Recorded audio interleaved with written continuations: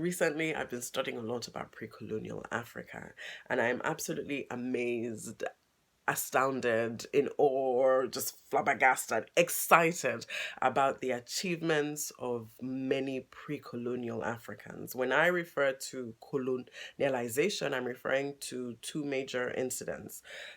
One or two major waves rather. One would have been in 632 AD, just after the death of Prophet Muhammad, when Islam was being spread across the world.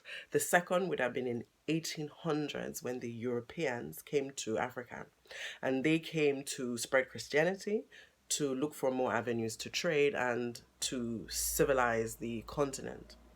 That is a conversation for another day. Right now, I'm talking about Mansa Musa, a king of the Malian Empire. Now, Islam came to the royal class in the Malian Empire not through colonialization, but through trade, through the trans-Saharan trade. And Islam was also useful because they could read Arabic scripts. Now, if they could read the scripts, it was also it was also a vehicle of literacy. So they could read it. It also meant that they could keep records and keep notes. Eventually, they hired North African Islamic scholars to keep records as bookkeepers, as accountants, to help in the kingdom. Now, Mansa Musa came to international recognition in 1324 when he journeyed to Mecca for the Hajj, the pilgrimage. He stopped in Cairo on his way there, and record has it, or history has it, that he traveled with 60,000 men, an entourage of 60,000 men, 12,000 of whom were slaves. And they were literally a moving city, moving through the desert. It says that when he got to Cairo, he brought so much gold into the economy of Cairo.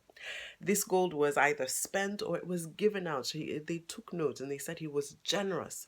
It was either spent or given out. But so much gold came into the economy of Cairo that it devalued their money and ruined their economy. And in fact, for the next 10 years, Cairo was still struggling to recover.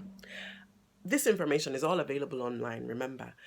I checked bbc.co.uk, and BBC has him as the richest man of all time, the richest man in the world of all time. They said that his wealth was indescribable and it would actually be in the trillions of pounds in today's money.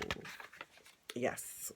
In fact, I quote this: the moving city, so his moving city of 60,000 men, and which consisted of 12,000 slaves, the moving city whose inhabitants, all the way down to slaves, were clad in gold brocade and the finest Persian silk.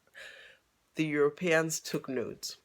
I'm going to read from Fortunes of Africa. I am still reading the book, but it's just so detailed, I can't help myself.